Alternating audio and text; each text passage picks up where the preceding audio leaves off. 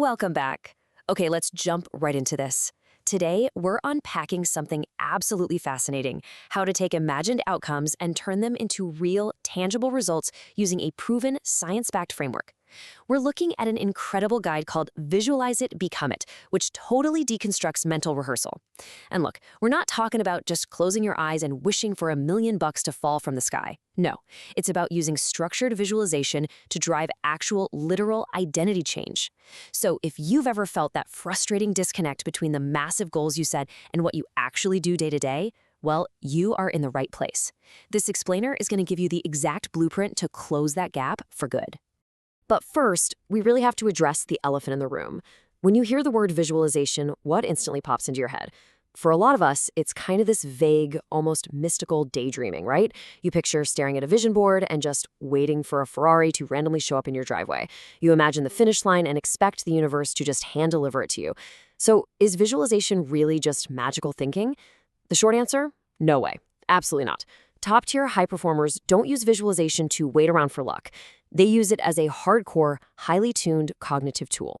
Now, what's really interesting about this slide is how perfectly it separates the myth from the reality. The myth is all about wishful thinking and magical prediction. It's this idea that thoughts alone will somehow alter external events. But the reality? It is rooted in sports psychology and motor learning. We're talking mental rehearsal, neural priming, cognitive behavioral practice. The reason this works isn't mystical in the slightest. When you do this kind of mental imagery, you are literally activating the exact same motor and sensory brain regions that fire up during a real-life experience. Basically, you're handing your nervous system a detailed rehearsal script.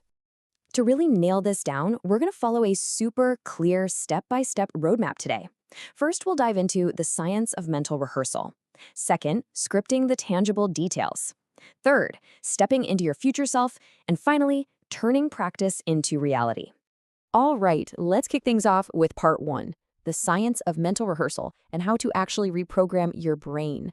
Here's the deal. Visualization isn't about skipping the hard work. Actually, your nervous system takes this rehearsal incredibly seriously. Think about the highest stakes jobs out there. An Olympic diver vividly rehearses every twist and turn of a dive before they ever step foot on the platform. Surgeons, they mentally walk through a super complex procedure before making the very first incision. The brain mechanism is exactly the same, whether you're trying to win gold, make a massive career pivot, or just undergo a deep personal transformation. When you vividly rehearse an action, you are literally priming the neural pathways your body's going to rely on later. And honestly, just as importantly, it completely dials down the anxiety and hesitation you'd normally feel when facing something totally new. And that brings us to section 2, scripting the tangible details, which is all about building your visual blueprint.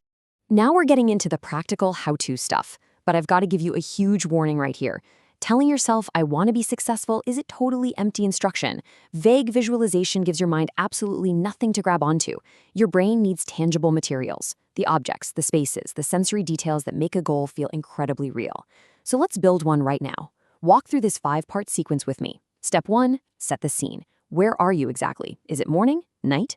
Step 2, add the sensory layer. What are you hearing? What do you smell? That sensory detail is the trick to making your brain treat it as real. Step 3, include the objects. Picture it, the heavy wooden desk, the specific tools in your hand, maybe the keys to a new office or the exact paperwork you're signing.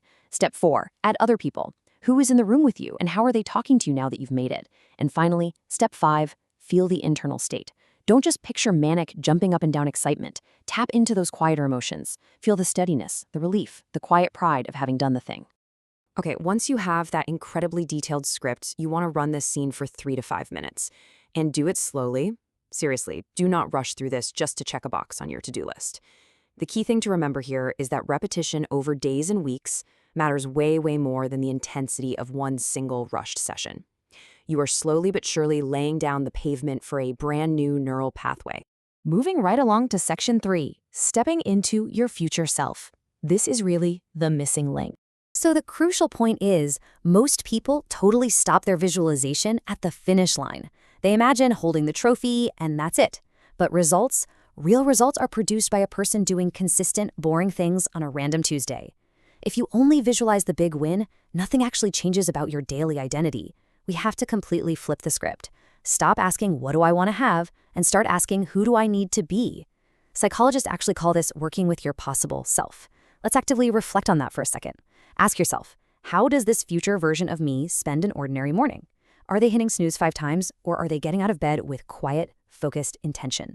What about their boundaries? What does this future version of you absolutely say no to that you are currently saying yes to? Maybe it's turning down mindless doom scrolling or saying no to projects that completely drain your energy. Your future identity eliminates distractions. And what happens when things go wrong? How do they handle a setback, a distraction, or just a really, really slow day? Do they spiral out of control, or do they maintain this rock-solid steadiness and resilience? When you visualize this stuff, you make sure you aren't just performing some fantasy version of yourself. You are rehearsing exactly how you'll handle real-world friction.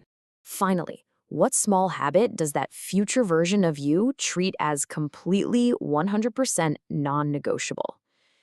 The whole goal of these questions is to pinpoint 1 or 2 concrete behaviors that your future self already has locked down. And once you identify that non-negotiable habit, well, your job is to start practicing it today. Imperfectly, sure, but start doing it right now as the actual version of you. Which perfectly tees up our final section, turning practice into reality and making it stick. So how do we actually make this stick in the real world? We've got to anchor these mental exercises to physical actions so that the outcome becomes a natural byproduct of who we're becoming, not just some wish we're waiting on.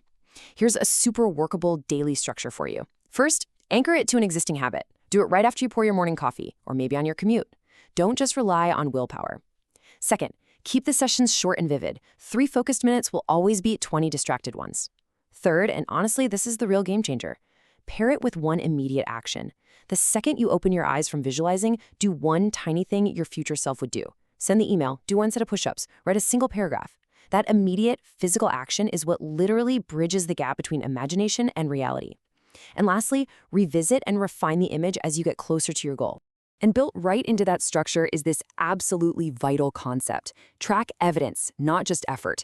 You want to keep a short log of moments where you acted like the person you're becoming, even in ridiculously small ways. Why does this matter so much? Because logging your actual behavioral changes builds real self-trust. Visualization alone, it can't produce self-trust. Only action can do that. Which brings us to this amazing quote from the source material that just brilliantly captures the ultimate truth about mental rehearsal. It says visualization is not a shortcut around the work, but a way of rehearsing it so thoroughly that when the real moment arrives, part of you has already been there before. I mean, wow, right?